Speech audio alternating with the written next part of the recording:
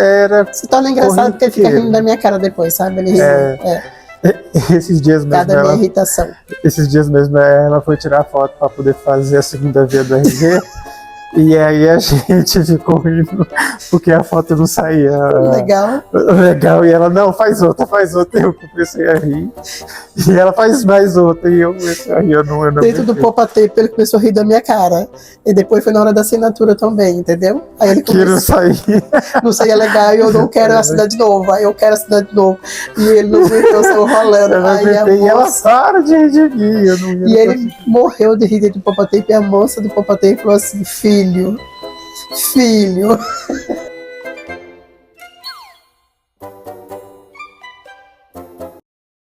Oi, eu sou a Luzia, eu sou mãe do Luiz Henrique. Eu sou o Luiz Henrique, eu sou filho da Luzia. O Luiz era uma criança bem hiperativa, bem ativa. Até os 13 anos, mais ou menos, ele era bem ativo, bem hiperativo. Ai, foi uma felicidade, né? Saber que eu era mamãe, ia ser mamãe, ainda mais de um menino, né? Porque eu sempre gostei muito de menino, assim, eu gosto de criança em si, né? Mas menino, sempre, meu mundo azul sempre era o predileto.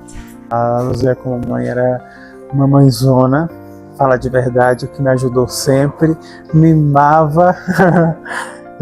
eu morei, assim, durante 10 anos lá com a minha avó, por conta de questões financeiras, mas ela sempre mandava coisas para mim, sempre se preocupando, tinha a mesada de todo mês para mim lá na minha avó, e sempre preocupada, ligava quase todos os dias como é que estava, e aí eu vim para cá com 11 anos, né, e aí aqui eu fui mimado de uma vez, filho único, né, então minha mãe sempre me ajudou e me ajuda até hoje em tudo que eu preciso, tanto que todo o tratamento que eu fiz, ela estava do meu lado, sempre foi ela, então uma mãezona, uma rainha para mim. Eu estava na Bahia de férias, foi em junho de 2000 Julho, né? Julho de 2000 eu não me lembro ao certo, mas isso, 2013, aí lá, né, nas minhas férias, eu tive uns 3 picos de febre, 38, que não passava. Você teve pico, realmente teve uns picos de febre umas 3 vezes. Minha irmã, ela é enfermeira, cuidou dele lá e deu medicamento, ele não passava, repetia a febre, e ela levou ele até o hospital, lá o pronto-socorro da nossa cidade, lá da Bahia. E lá os médicos pediram um exame de laboratório. Hemograma completo, alguns exames de laboratório. E ele colheu, tipo, hoje à tarde, como foi no dia seguinte de manhã, às 11 horas, saiu o resultado, o diagnóstico, que ele estava com leucemia. Linfóide aguda. Mas daí eu vim para cá às pressas, né? Peguei o avião, vim às pressas, fui pro Hospital da Santa Casa, daí lá eles colheram o mielograma, e aí em seguida eu fui internado, e aí passando algumas horas eles já foram na sala, lá no quarto, e já falaram que eu estava com leucemia linfóide aguda, LLA. E aí eles falaram para mim, tem cura, é uma doença que a gente trata e tá tudo bem, você vai ficar bem. E foi aí que eu descobri. Foi um choque para mim, né, porque a gente não espera, mas eu com fé, eu falei, vai dar tudo certo, e foi. Olha, Flávia, eu perdi o chão. Quando eu recebi, assim, a notícia, quando eu recebi já, assim, eu estava aqui, ele estava na Bahia, eu entrei em pânico, né? Porque é uma doença que eu não conhecia, eu não sabia como é que funcionava, como é que era isso, então, assim, para mim era sentença de morte. Meu filho estava sentando naquele momento a sentença de morte, de verdade. Eu falei, poxa, eu vou perder o meu filho. Então, assim, eu tinha certeza que meu filho ia morrer. De verdade, foi no primeiro momento que veio na minha mente. E aí eu falei para minha irmã, falei, por favor, traz meu filho agora. E foi quando ela realmente veio da Bahia para São Paulo, né? E a gente foi direto para Santa Casa. Aí foi como ele falou, realmente lá fez todos os exames, tal, realmente foi constado que estava com LLA, que é a leucemia linfóide aguda. E foi muito difícil para mim, eu perdi o chão. Eu tinha esperança que realmente poderia não ser, né? Mas infelizmente Foi realmente o diagnóstico de leucemia. E aí começou a batalha, né, a luta. Foi muito rápido. Aí ele, em seguida, já se internou. Quando foi 2, 3 dias, já começou a quimioterapia. Ele já fez o tratamento, foi círculos e círculos de terapia, de quimioterapia, perdão. Foram 6 ciclos de quimioterapia. Teve uma que ele tomou que deixou ele muito grave. As paraginases. Ele tomou essa quimioterapia, deixou ele muito grave. Ele teve trombose na barriga,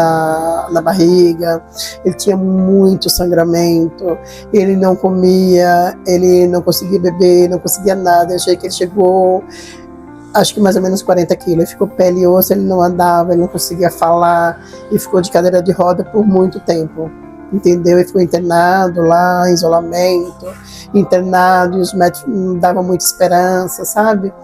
E passou, foi que realmente ele se recuperou, graças a Deus. Aí ele voltou ao normal, acabou ficando realmente, mas continuou internado. Depois recuperou, foi para casa. Quando ele voltou ao ciclo de quimioterapia de novo, voltou a tomar essa mesma quimioterapia, e foi quando ele entrou em coma profundo e ficou na UTI por 8 dias.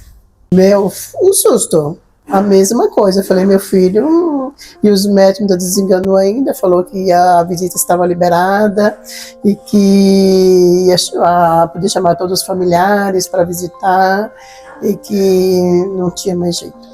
Meu filho já estava praticamente morto. Eu tinha certeza que ele ia voltar.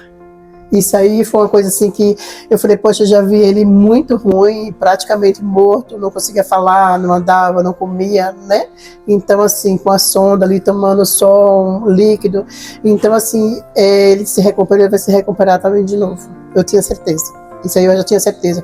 Então eu já estava com a minha fé bem, sabe, eu estava bem mais forte, eu estava, né, com a luta do dia a dia, com a doença, os medicamentos, tudo que eu via outras pessoas também, eu fui conhecendo outras pessoas, Flávia. Então assim, eu vi outras pessoas que passaram por momentos muito difíceis e se recuperou, então minha fé foi aumentando, eu fui acreditando que meu filho ia ficar bem. Foi bem legal, foi uma fase bem assim, eu falo, difícil sim, mas foi uma fase gostosa que eu fui crendo, sabe? E tenho certeza que meu filho ia ficar bem, como realmente ficou. E aí, quando os médicos falaram assim, olha, ele não tem mais jeito, nossa, aquele susto. Aí, quando passou mais ou menos, acho que 6 dias, ele deu sinais, né? Aí veio uma médica maravilhosa, falou assim, mãe, seu filho deu sinais. O Henrique, ele tá voltando a reagir, ele tá começando a reagir. Eu sei que 6, 7, no 8º dia ele acordou. Foi lindo, foi maravilhoso. Foi uma festa na UTI da Santa Casa. Foi muito bonito. Nossa, eu nunca me esqueço, todo mundo batendo palma, ele acordou, ele voltou a reviver. Foi muito bonito, foi lindo, eu não esqueço dessa cena. Primeiramente, quando eu acordei do coma, eu não entendi nada. Eu não entendi nada, eu não sabia onde é que eu estava, eu não sabia falar direito, eu só sabia que era minha mãe, mas eu não estava entendendo o que tinha acontecido. Eu sei, assim, uma coisa específica, eu sei que quando eu estava dormindo, eu sonhei com muitas coisas, eu vi muitas coisas, não sei se era espiritual, se era sonho meu, mas foi rápido, né? Foi uma viagem rápida, mas eu andei muito por vários lugares. Mas quando eu acordei, foi isso. Eu não sabia, eu sentia cheiros estranhos, acho que eram os cheiros do hospital mesmo. Mas eu me sentia fraco, eu não conseguia levantar os braços, as pernas. Então assim, eu me senti muito fraco, eu estava debilitado demais, mas estava caminhando para estar bem. Só isso que eu lembro, eu não me lembro de muita coisa. Aí foi... Antes de acontecer tudo isso, né, ele estava na sessão de quimioterapia, e lá eu conheci um rapaz que estava com o filho dele, né, o Felipe, o pai do Felipe, e ele estava lá com o filho dele fazendo tratamento junto com o Luiz. E aí ele falou assim pra mim, assim, onde você mora? A gente conversando, sentado num banco assim, fora da Santa Casa, e nossos filhos tomando quimioterapia, a gente batendo papo. Aí ele falou assim pra mim, onde você mora? Aí eu fui falando da minha vida, da minha história e tal. Ele falou, só você e seu filho? Eu falei, sim. Ele falou assim, você tem alguma ajuda, alguma coisa assim? Eu falei, não, só meus familiares, que de vez em quando ajudam a gente. Ele falou assim, olha, tem uma casinha aqui chamada Casa Amel. Ele falou, lá, eles acolhem muitas pessoas. Ele falou assim, eu moro aqui. Ele morava em frente à Santa Casa, num prédio lá. Ele falou assim, um dia você quiser ir na minha casa, ficar lá, tomar um banho, comer alguma coisa, você pode ficar à vontade. Convidou eu e meu filho para ir para a casa dele, que era um apartamento bem de frente, um prédio bem em frente da Santa Casa. Ele falou, mas tem essa casa de apoio aqui, chamada Casa de Apoio. Eles apoiam os pacientes aqui que vem para cá para ficar esperando até o horário da consulta e tal. Olha que bacana. Aí ele falou, vai lá. Em seguida, aí eu fui. Em seguida, eu falei, então vou lá enquanto meu filho está tomando quimioterapia. Eu falei, onde que é? Ele foi, me passou o endereço, eu fui.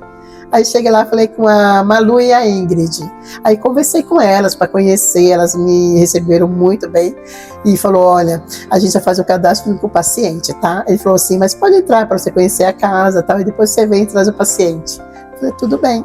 Foi assim que eu conheci a Ana. E estou até hoje. Eu fiquei como acompanhante, depois eu fiquei como voluntária, hoje eu sou funcionária. Demorou. Não, teve a busca no Redone. Tá? Primeiro foi a busca pelo Redone, e aí a gente encontrou, não, a Santa Casa, primeiro passo, a Santa Casa indicou, encaminhou ele para o Hospital das Clínicas, e que tinha encontrado um doador 90% compatível com ele, né, um doador do Nordeste. E foi muito bom, foi uma alegria, tal, mas chegamos aqui no hospital, foi fazer todo aquele procedimento para o transplante, ele não aceitava, ele falava que não queria transplantar. Eu sei que foi quase uma semana, né?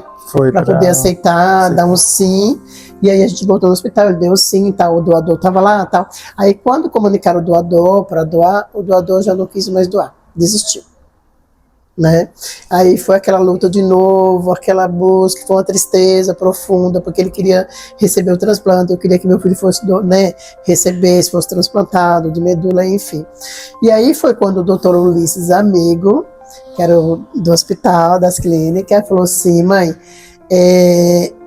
a gente pode correr atrás de doadores na família. Ele tem irmãos? Eu falei, tem meia irmã, 2,5 irmãs. Ele falou, então, a gente pode ver com você, o pai e as irmãs. E aí foi isso. E aí todo mundo foi 50%. E aí o doutor Luiz falou assim, olha, eu acho que mais indicado seria você para doar, que é a mãe. Você está disposta a doar para o seu filho? Eu falei, claro. Estou disposta a dar minha vida por ele. Fiquei um mês internado lá para ver se estava tudo bem, fazendo exames para ver se dava para ir para casa ou não. Eu estava fraquinho também, né? Emagreci um pouco por conta disso. Bastante. Bastante, mas eu conseguia ficar em pé, né? Não, sim, você estava de boa, graças a Deus. Conseguia ficar de boa. Mas foi ali até um mês para mim sair de...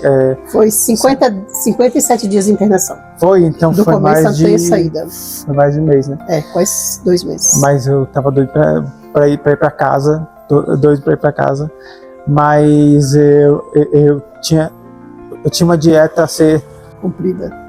E isso que me acabou, porque eu queria comer doce, eu queria comer, sabe, fazer as coisas normais, mas eu não podia. Era uma briga no hospital. Era uma briga. Meu Deus do céu. Porque mãe, eu queria vai lá comer fora comprar tal coisa pra mim. Eu queria comer. Vai lá fora comprar tal coisa pra mim, mãe. Vai tal coisa. Eu chegava assim, meu Deus do céu, como é que eu faço? Eu quero coxinha, eu quero chocolate, eu quero salgadinho, eu quero... Meu Deus. Eu comprava uma coisinha assim bem, tipo, eu sou uma coxinha. Ou então eu comecei a fazer as coisas em casa. Às vezes eu ia em casa, eu corria fazer alguma coisinha, um hambúrguer, queria comer um hambúrguer. Eu tive que comprar carne moída, eu preparei, fiz um hambúrguer. Fiz o hambúrguer, fazia um lanche, trazia pra ele no hospital, pra ele poder comer e matar à vontade, porque olha, ele me deixava louca, Flávio. E após isso eu saí, né, e aí eu fui para casa, em casa a mesma regra, né, a dieta certinha durante 1 ano, né, eu fui com essas regras aí, de não sair de casa também, fiquei em casa, saía com ela de vez em quando ali no mercado, mas com máscara, 2 máscaras e o ano inteiro ali. E aí a médica falou para mim, eu lembro que após 2 anos você tá apto a fazer algumas coisas, parar de usar máscara e fazer algumas coisas. Você não pode sair para beber, para baladas, essas coisas, mas pode dar um passo à frente, né? Ir numa festinha de família, um aniversário, um churrasco, e você não pode beber, eu falava para ele sempre. Então assim, o Luiz, durante 6 meses, na minha casa a gente não recebia visita. Tinha isso também. A gente não recebia, principalmente criança, a gente não recebia visita. 6 meses. Era de casa para o hospital, do hospital para casa. E sempre bem muito protegido. Então assim, graças a Deus, depois do transplante, Luiz não teve problema nenhum, complicação nenhuma. Luiz não voltou a ser internado, Luiz não teve nada. Sim, vocês acreditam? Passou muito bom, a recuperação assim, 100% foi maravilhosa. E tá aí, ó, até hoje. Não voltou a ser internado. Quem estava comigo ali para apoio em casa, o hospital, a correria, era tudo a minha mãe. Era minha mãe. Se não fosse ela, é lógico que seria eu sozinho, mas sozinho a gente não consegue muita coisa. A gente faz, mas eu dou graças a Deus e eu de vez em quando eu paro e penso, meu Deus, se a minha mãe não tivesse aqui, eu não teria esse apoio todo. Eu não teria corrido para pegar auxílio governamental, essas coisas, sabe? Coisinhas que ela, com a saúde dela, foi atrás e me deu esse apoio todo. Então foi a minha mãe. Depois de 3 anos, aí eu já estava bem, aí eu já queria trabalhar, fazer cursos. Comecei a fazer um curso de administração, né? Técnico, né? Em administração. Aí eu fui gambeando, né? Caminhando. Aí eu comecei a fazer eventos, ganhar uma grana com esses eventos. Com isso eu fiz o curso, trabalhei. Que mais? Comecei a sair. Teatro. Estudei teatro também por um bom tempo e estava indo para Atuou em várias. Para a vida dar certo, né? E eu me revigorar cada vez mais. Namorei por um tempo, por 2 anos, depois separei, namorei de novo, depois separei, depois agora estou namorando mais uma vez. Eu sou LGBT, né? E hoje estou bem. Assim, após isso, eu não vou mentir, que me deu alguns traumas, né? Por conta de tudo que eu passei, me veio alguns traumas, tive algumas crises. A minha saúde mental, ela ficou um pouquinho debilitada, mas nada que hoje em dia eu não olhe para trás e falo, meu Deus, eu já estou bem, eu estou com saúde, mas às vezes eu me saboto e isso eu sei que não vai sair de mim, porque é o meu passado e eu aceito ele, mas às vezes é difícil você olhar para trás e falar, meu Deus, o tanto que eu fui furado, o tanto que eu passei por algumas coisas que eu nunca imaginei que eu ia passar, mas que eu estou bem, eu levo uma vida bem. E é isso. Trabalhei, estudei, namorei, tô com uma vida normal e o resto a gente corre atrás. Saúde mental a gente corre atrás, faz o que é preciso. Contudo, tem 11 anos. Então, eu sou de transplante hoje faz 10 anos. Hoje faz 10 anos. Hoje, dia 16 de abril do 4 de 2025. Teve algumas sequelas porque eu fiz quimioterapia e radioterapia, né? Os meus ossos estão mais fracos, os meus dentes eles são mais fracos. Eu tô tendo que fazer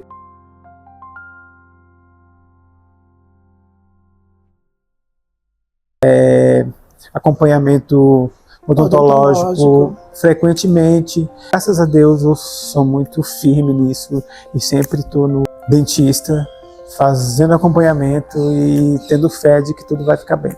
Amém. E é isso. Até agora é só Vitória. É só vitória. A Amil me ajudou muito. Fora a minha mãe, a Amil me apoiou muito.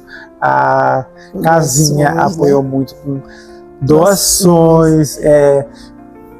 Financeiramente também apoiava com passagem, cesta básica, com a casa mesmo em si. Às vezes que eu precisava estar o dia inteiro lá no hospital, ela dava a casa, o sofá pra gente ficar lá, então... Descansar até na hora da consulta. Descansar, exatamente. Então a Amil foi como uma mãe também, como a minha mãe foi, a Amil foi também, está sendo até agora. Muito grande. Então a Amil é uma das minhas mães, eu posso falar que é uma das minhas mães também. O tempo que a gente ficou fazendo tratamento, a Amil que dava, fornecia cesta básica, kit de higiene.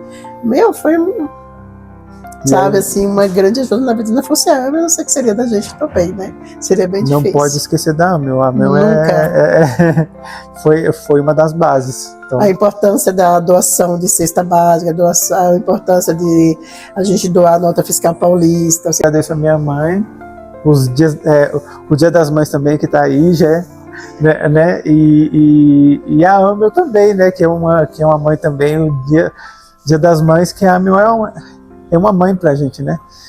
E é isso, e o meu dia hoje, né, dia 16/4/2025, 10 anos, estou muito feliz por isso, por estar bem e feliz. Legal. E é isso, né?